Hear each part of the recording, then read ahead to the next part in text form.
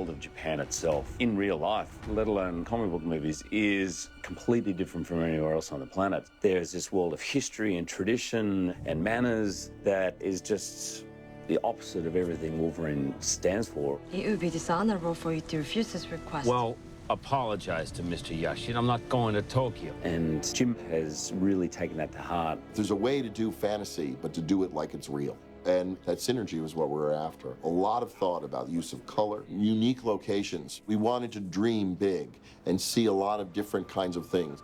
Jim wanted to create kind of like a stylized, dreamy road trip for Logan to go on through Japan. And so we really took that cue and went with it and kind of created a sort of magical, heightened reality that was also grounded and very, very believable. The look of this film kind of follows a bit of a roadmap. The X-Men franchise is kind of a terrific franchise, even going back to the very first film. I think it did a really great thing in terms of action films and comic book films, where it kind of based them in a certain amount of reality. It was a heightened reality, but it was definitely a reality. On this film, we've taken it a little bit further. The world that they exist in becomes a little bit more layered, very real, very kind of dramatic look. We filmed in Japan to make sure the movie looked authentic, that we actually had Japanese structure and architecture and people that would bring the movie alive and make it real. We wanted to render the environment properly, as if we've taken you to a fictional world, as if we've taken you to a fantasy environment, but it has all the benefits of actually existing and being real, and all the benefits for costume and production design and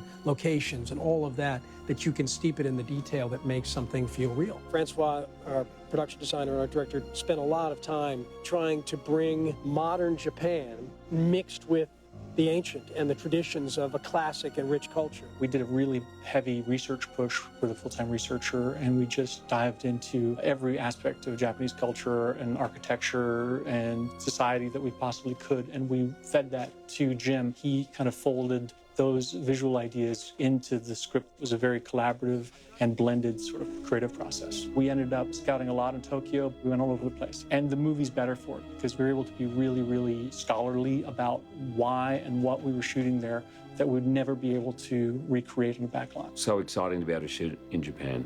It is an incredible place to shoot. There is nowhere like it on the planet. It was very important for us to physically shoot there, even though we didn't shoot the entire film there. We shot quite a bit. The humanity of Japan is something that you don't get anywhere else. Yes, it's busy in Times Square. Yes, it's busy in London. Yes, it's busy in LA. But when you go to Shibuya Junction and you go to those places, it takes your breath away. You get the vision of the landscapes. You get the vision of the buildings. You also get to see rural Japan. We think of Japan mainly as kind of Tokyo, Osaka, these kind of urban areas. But there is some of the most beautiful wildlands and tropical islands. It's an incredible landscape once you go to some of the hinterlands in Japan and you begin to absorb the kind of rural culture, fishing culture that still exists. All of that had a huge effect on us. That seeps through into the whole movie. The movie really is this fish out of water story. It's Wolverine in this completely foreign place. He may as well be on Mars when he's in Japan. Too small. Too small. It's kind of this incredible world. The second films were capable of traveling and being shot on location. Movies became more international and people got to see different worlds. Japan, in the kind of Technicolor glory in this film, is almost like Dorothy stepping out of her house in Oz. Color plays a really interesting role in this movie. We wanted to really use color as a spice throughout the film. When we start out in Canada, it's very kind of subdued and organic, and then there's this big visual pop that happens when we get into Tokyo, and there's this explosion of texture and graphics. I like to define a film by colors, the different environments or the different places we are in the story. The production designer, the director of photography, and myself always work closely together to find a palette, the feel and the mood of the film, and sharing our textiles and our different color plots that we have. I start with palette, and if I maintain that palette throughout the film, you will eventually, at the end of the film, feel those emotions for each of those characters. We find that in terms of characters, Wolverine is a very kind of earthy kind of character, so he kind of tends to exist in the sort of earthy tones. His wardrobe is, his makeup is. Essentially, Viper's colour is green, so her environment and her wardrobe and the world she exists has a sort of slightly sort of green kind of tinge to it. Yukio is red. She's got red and grey and black. We have a lot of black in this film. There's a lot of black in the palette of the Japanese culture. Against it, a lot of bright very intense, beautiful fabrics and textiles in color. Mariko in a blue, which is a serene color. She's quite peaceful and innocent, and she's our ingenue. Part of the fun of doing this particular film is that we've moved into very many different genres and a different culture. Basically, 98% of it taking place in Japan. So the research of Japanese culture, Japanese traditions, Japanese clothing, kimono, kata, kendo, some of the martial arts, having ninjas in there, yakuza. So all of that opens a whole new world for researching. In the Japanese culture, there are a lot of rules regarding dress, and we needed to learn all those rules. It's a challenge, but we used our Japanese cast to help us along the way with a culture that you can study from the outside, but they know it from inside and from living it throughout their lives, and that's what makes the film interesting. The beginning of our story takes place in World War II. It's Nagasaki, bombs about to drop. He was a prisoner of war at the time in a Japanese camp. So that's a whole nother set of research. Pictures of Hiroshima during and pre in the POW camps, and just getting it to feel real. And that is so incredibly well documented that we just had to go to history to do that properly. And then the rest of the film is set in present day.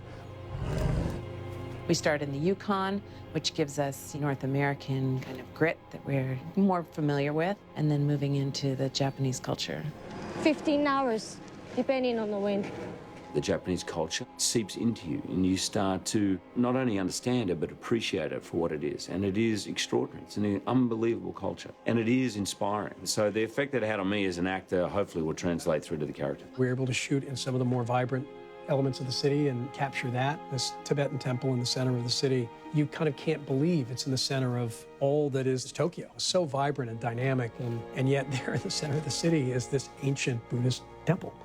And they were kind enough to let us shoot there and give us the time to do that work properly, as well as a big chunk of the movie that we shot down in the south of Japan, which is in a much more rural sort of fishing village. And that's so much of what we wanted to reflect. We had great partners there. We're very lucky. It was really difficult to shoot in Japan and get all of the permits that you would need to do a compelling action sequence. But the Japanese crew kept encouraging us that it's okay, you have to sort of go for it. We had this sort of chunk in our schedule where the producers and Jim were like, take advantage of the locations we do have and trust the Japanese crew. It was old school. I mean, we waited for trains to fly through the background. We ran this sort of guerrilla second unit that helped us capture Japan, which few movies get to do. We're, with our characters moving in and out of all the dynamism that is Tokyo subway or Tokyo streets or nights. We had a couple situations where you're running stunt guys through like a real crowd. And I mean, guys are falling down and people would stop and look and just keep carrying on. We honestly couldn't create those sets. We couldn't imagine them. So really important for us to have figured out how to do that and make that a part of the film. Seeing the scope of the city as a backdrop lends huge credibility to the movie and the world. That just helps us with any of the action sequences we're doing. This movie, more than I think anything I've worked on, has a lot of sort of cutting between locations in Japan and locations in Sydney and then sets in Sydney. And it's really interesting because when you see the scenes cut together, it actually makes the world appear much more immersive and much bigger and much more multi-layered. We did several weeks of photography in Tokyo, and we did the rest in Sydney here at the Fox Studios, where we took advantage of these world-class stages that are absolutely phenomenal. Right off the bat, we went right into quite a big set, which was the Yoshida compound. And this was everybody on the crew's favorite set because it really felt like we were stepping into another world. It was the world of incredible opulence and sophistication. You could just walk through these doors and all the rooms and hallways opened out into a central courtyard with water and trees, very zen and bonsai trees and rocks. And we even had plastic koi fish in the water just for that extra touch. And the crew loved it because everywhere they looked, it was like they were immediately in the world. And it was just kind of your fantasy to be able to create a space that was so unique. The set looks just incredible. It is full of layers and history and tradition. It has a very unique feeling. And then there's the Yoshida Lab, which is in the same stage, which is a giant, big, multi-story tower up in the mountains above in northern Japan. And it's Yoshida's private research and development assembly facility that he's shut down to divert resources into building this very elaborate and sophisticated biosuit that's keeping him alive, but it's also designed to battle and defeat Wolverine. Impressive, no? He's made of adamantium, just like you. The Silver Samurai in our movie is so exciting because it's difficult to find a formidable foe for Wolverine, but metaphorically, Wolverine is often battling himself. But in the Silver Samurai, there is a physicalization of that. It's a character that has lived famously in all the comics and something that people have wanted to see depicted on screen for years. The combination of being able to take that mythic, iconic character and yet build it out of something very real. You know, the Japanese society, the samurai culture. He's something that feels as if he's been dredged up from Japanese mythology. It's really like this almost robotic presence that feels a bit haunted. And so we came up with this idea of the Silver Samurai playing a bit of a mythical role within the world of the Yoshidas. That armor belonged to Shirima Samurai. The Silver Samurai. It will stand watch over the old man forever. He sort of has this role of the final executioner, the person who will be the last thing you see before you die. Some of it's practical, but we're limited in that. Certainly all the action will be CG. Thankfully, we've got Weto, who I think is the best in the world at this. But it's as good a conceptual design for a character as I can remember seeing. The Silver Samurai is a full-size mechanical suit, fully posable prop that is completely detailed down to every single bolt head. A little bit of a nod to Japanese anime, perhaps, and Japanese technology and electronics. Its silhouette is meant to sort of recall a samurai silhouette, but at the same time, it's designed to tell you that it's more than just a robot. It's made up of over 600 parts that were all designed and modeled in the computer, and then most of them were grown using rapid prototyping technologies. They all had to be milled or sculpted. The majority of them are nickel-plated. Some are carbon fibre, some are matte black, some are copper, bronzed, aged. There's a lot of different levels of aging and finish. I have to say, it was a very, very ambitious build, and everyone's jaws hit the ground when we unveiled it in the middle of the lab because they didn't expect something that was so detailed. When you read it in the page, you think, that's going to be CG. Of course it'll be CG, but pretty cool that we had the opportunity to build a real 9-foot robot that kicks ass. In a movie which is not overladen with mutants, the Silver Samurai is stunning and extraordinary and really stands out. Hey! Up.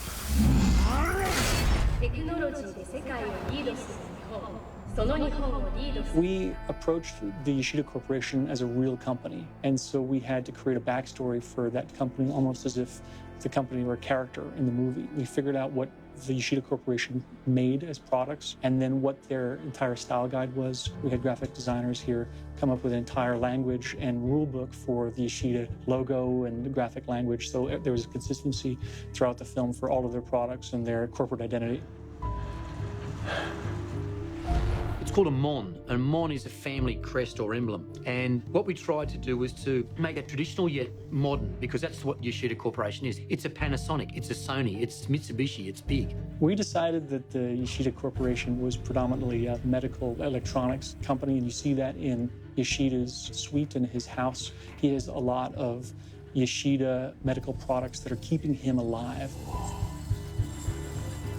Kuzuri, you look the same. But then that is no surprise. One of the biggest challenges on the movie is we had to create this pin bed that Yoshida is lying on, which was an incredibly sophisticated piece of equipment. It was made up of hundreds and hundreds and hundreds of individual pins that are each automated. And the idea is that this pin bed can sense you and almost read your mind, and then it manipulates like a pincushion to raise you up into different positions. So it's a really interesting choice because the first time that we see Yoshida, it's against the backdrop of this sort of unsettling technology that he's lying on that's very, very kind of unusual and draws you in a little bit into this strange world that we're about to enter. We had some great big builds that were built on location here, like the Ice Village, which was designed based on actual villages in the mountains of Japan. We went to visit several villages and actually got blueprints from these Edo period houses that we based our architecture from. So it's very, very, very accurate.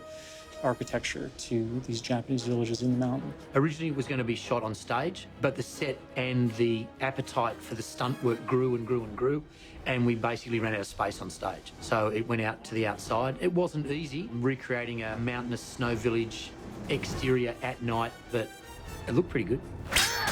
What's amazing about this movie is it's a standalone film. So we could really have kind of carte blanche to do whatever we wanted, because it had to be just true to the character and true to the story, which stood alone as its own thing. So it's kind of like Logan's personal journey. So we had a lot of freedom, much more freedom than I ever anticipated, to just make it really, really cool.